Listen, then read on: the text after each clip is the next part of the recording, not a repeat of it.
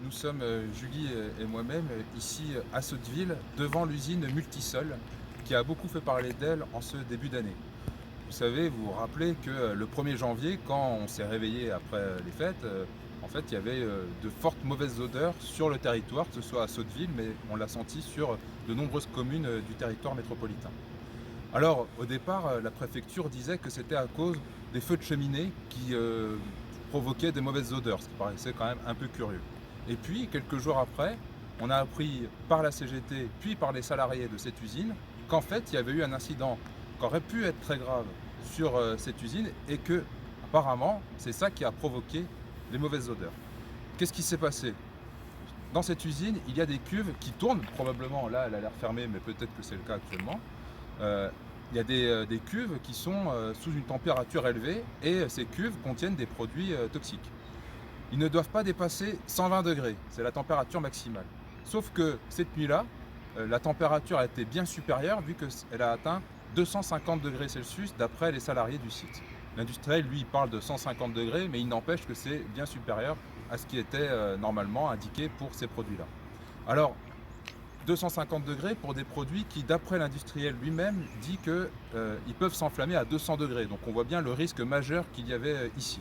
Certains salariés de l'usine ont même dit que ça aurait pu être pire que Lubrizol, qui nous a laissé un funeste souvenir ici à Rouen, après l'explosion du 26 septembre 2019. On peut s'interroger quand même, comment ça se fait que sur un site comme ça, alors qu'il y a des cuves qui sont en train de chauffer, pourquoi est-ce qu'il n'y a aucun salarié pour surveiller ce qui se passe, pour voilà, une équipe de garde? Pourquoi est-ce qu'il n'y a aucun mécanisme non plus de contrôle pour désactiver disons, la cuisson, enfin, quand ça dépasse une certaine température? En plus, suite à ces manquements, l'industriel n'a pas alerté les pouvoirs publics de l'incident qui avait eu lieu. Donc c'est seulement par la CGT et par les salariés que l'on a su qu'il y avait eu un incident de cette ampleur-là sur ce site. Avec le groupe Ensemble pour Sotteville, nous souhaitons que l'impunité cesse pour les industriels qui mettent en danger la santé des salariés, mais également de toute la population alentour. Car nous rappelons que ces usines sont assez proches finalement des zones d'habitation des Sottevillais. Pourtant, on aurait pu croire que l'expérience de Lubrizol aurait pu faire expérience et qu'on aurait pu en tirer des conséquences. Il semble que non, aussi bien au niveau de la préfecture que des industriels, il n'y a eu aucune amélioration sur la prévention liée à ces risques industriels. Donc nous souhaitons que l'impunité cesse.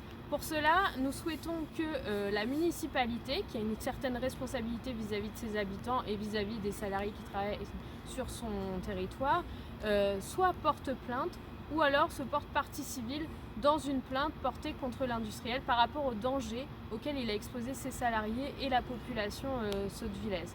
Enfin, nous souhaitons, et ça pour la suite, car il semble que ce ne sera sûrement pas le dernier des incidents industriels, voire des accidents, que toute la transparence soit faite sur les produits qui sont manipulés dans des entreprises comme celle-ci, les dangers auxquels sont exposés les salariés, la population, et donc la création d'un observatoire afin que les citoyens aient accès aux informations et aux dangers auxquels ils sont exposés et puissent s'emparer de ce sujet dans la vie citoyenne.